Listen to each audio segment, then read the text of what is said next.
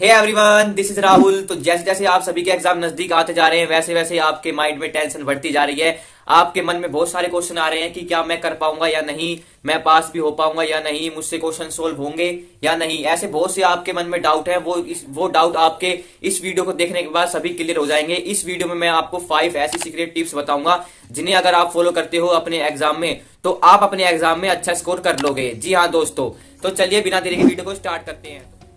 तो सबसे पहले नंबर 1 टिप आती है आपकी, गिव योर 100%। जी हाँ दोस्तों, अगर आप अपना 100% इनपुट देंगे तभी आपको 100% आउटपुट मिलेगा।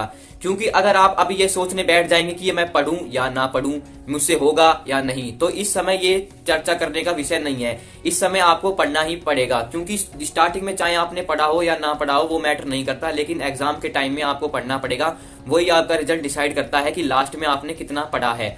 बाकी पूरे साल चाहे आपने मस्ती मारी हो, लेकिन अब तो आपको जबरदस्ती पढ़ना पड़ेगा। मैं मिनिमम आपको 2 घंटे तो पढ़ने ही पढ़ने हैं, तो तभी आप अच्छा इनपुट दे पाओगे, जिस वजह से आपको आउटपुट भी अच्छा मिलेगा। तो इस समय आपको ये बिल्कुल भी नहीं सोचना है कि मैंने पूरे साल पढ़ाई नहीं करी तो मेरा क्या होगा, मैं इस समय भी नहीं पढ़ता, जो होगा सो देखा जाएगा। नहीं, आपको ये गलती बिल्कुल भी नहीं करनी है। इस समय आपको 100% पढ़ के ही जाना है। तो अब बात कर लेते हैं टिप नंबर 2 की, don't read complete question paper. ज्यादातर स्टूडेंट क्या करते हैं, जैसे ही क्वेश्चन पेपर हाथ में आता है सारा क्वेश्चन पेपर एक एक करके रीड करने लग जाते हैं। इससे क्या होता है, जो क्वेश्चन आपको आते हैं और जो क्वेश्चन आपको नहीं आते, ज्यादातर स्टूडेंट का फोकस उन क्वेश्चन पे रहता है जो उनको नहीं आते। वो सोचते हैं यार ये क्वेश्चन तो मेरे को आते ही नहीं, तो इस वजह से जो क्वेश्चन उनको आते भी है तो वो भी उनके माइंड में भूल जाते हैं, क्योंकि वो मिक्सअप हो जाता है क्वेश्चन का। उन 5 क्वेश्चन को देखें, फॉर एग्जाम्पल के लिए अगर आपके एग्जाम में 30 क्वेश्चन आते हैं, मान लीजिए अगर आपके एग्जाम में 30 क्वेश्चन आते हैं, 30 में से 20 के आपको कंप्लीट आंसर आते हैं, लेकिन आपको उन पर 20 पर फोकस ना होकर बाकी के 10 क्वेश्चन पर फोकस होता है, जिस वजह से आपके बाकी के 20 भी भूल जाते हैं। तो इसलिए आप पहले अपना क्वेश्चन पेपर कंप्लीट रीड ना करें बिल्कुल भी। जो आपको स्टार्टिंग में क्वेश्चन पेपर प्रोवाइड कराया जाता है, बस स्टार्टिंग में पहले क्वेश्चन पर ही फोकस रखें। बाकी नीचे आपकी आंखें नहीं जानी चाहिए कि नीचे क्या हुआ है। लेकिन आपके जो इंस्ट्रक्शन दी होती है क्वेश्चन पेपर में स्टार्टिंग में, तो वो आपको जरूर पढ़ लेनी है कि आप इतने सेक्शन है, इतने अटेम्प्ट करने हैं और ये इतने मार्क्स के हैं। वो इंस्ट्रक्शन आपको केयरफुली पढ़ लेनी है। लेकिन बाकी जो क्वेश्चन पेपर है कंप्लीट, वो आपको नहीं देखना है। अगर आपको ऐसा करते हैं तो आप जो आपके क्वेश्चन आते हैं उनको आप अच्छी तरह से लिख पाओगे। बाकी जो आपको नहीं आते वो भी मैं आपको बताऊंगा कैसे करने हैं, वो आगे हम बात करने वाले हैं। तो यही थी आपकी टिप नंबर 2। आपको क्वेश्चन पेपर कंप्लीट बिल्कुल नहीं पढ़ना है। जितना भी आपको क्वेश्चन आते हैं एक 1 बाय 1 देखना है क्वेश्चन पेपर को, और जैसे ही आंसर आते जाते हैं वैसे वैसे करता जाना है। जो क्वेश्चन नहीं आता वो भी हम बात करेंगे आपको कैसे लिखना है। तो ये टिप नंबर 2 हो गई। अब बात कर लेते हैं टिप नंबर 3 की। टिप नंबर 3 है सोल्व PYQs। हाँ जी दोस्तों, PYQs इस समय आपके लिए बहुत ही ज्यादा इंपॉर्टेंट हो जाते हैं, चाहे आप कोई सी क्लास में हो। स्पेशली अगर आप बोर्ड के स्टूडेंट हैं, बोर्ड का एग्जाम देने जा रहे हैं इस साल, 26 अप्रैल से आपके स्टार्ट है, तो आपको PYQ जरूर करके जाने हैं। क्योंकि PYQ से आपको आइडिया लग जाता है कि आपके किस टाइप के क्वेश्चन आएंगे। तो PYQ को आप बिल्कुल भी अवॉइड ना करें, इनको तो जरूर करके जाएं। चाहे आपको सिलेबस में कुछ ना आता हो तो भाई आप PYQ करके चले जाना, कम से कम पास तो हो ही जाओगे। अगर आप स्टेट बोर्ड के बच्चे हैं तो आपको भी अपने स्टेट के PYQ जरूर लगाने हैं। इससे क्या होगा कि आपको क्वेश्चन किस तरह से आता है वो सिंपली पता चल जाएगा और आप अच्छे से क्वेश्चन को हैंडल कर पाओगे। तो यही थी टिप नंबर 3। अब बात कर लेते हैं टिप नंबर 4 की। टिप नंबर 4 है don't discuss with your friend. ज्यादातर स्टूडेंट क्या करते हैं, जैसे कि एग्जाम देके आते हैं अपने फ्रेंड से डिस्कस करने लग जाते हैं कि भाई तूने इसका क्या करा, तूने इसका क्या करा।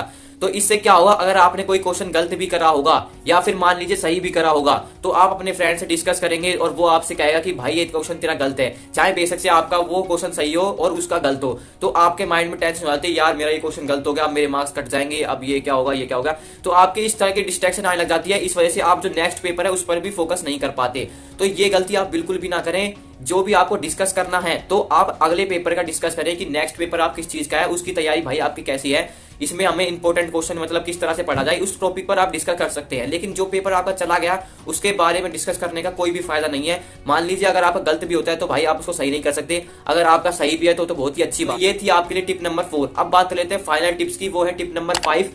तो टिप नंबर 5 आती है आपकी, how to write your answer. Students को आंसर तो आता है, लेकिन उनको एक्सप्रेस कैसे करना है वो स्टूडेंट बहुत ज्यादा गलती कर देते हैं।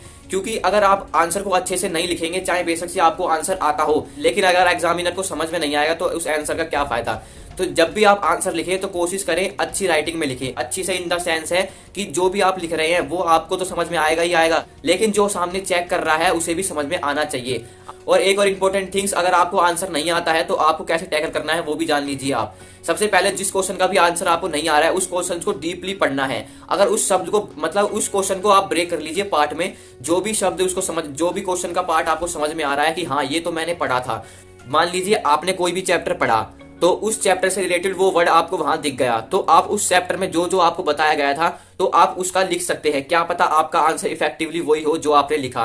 तो इस समय पर आपको क्या करना है, अगर आपको आंसर नहीं आता है तो उसे बिल्कुल भी छोड़े नहीं, क्योंकि बोर्ड के एग्जाम में या फिर स्कूल के एग्जाम में नेगेटिव मार्किंग नहीं होती है। अगर आपका मान लीजिए 2 मार्क्स का क्वेश्चन आता है, अगर आपको उसको छोड़ के आ जाते हैं तो आपको कितने मिलेंगे, 0 मिलेंगे उस 2 में से। लेकिन अगर आप वही क्वेश्चन का आंसर लिख के आते हैं, चाहे बेशक से आपको आता नहीं हो, लेकिन आपने लिखा तो एग्जामिनर आपको कुछ ना कुछ मार्क्स तो जरूर देगा, चाहे वो 1 दे या आधा दे, लेकिन आपको मिलेगा तो सही।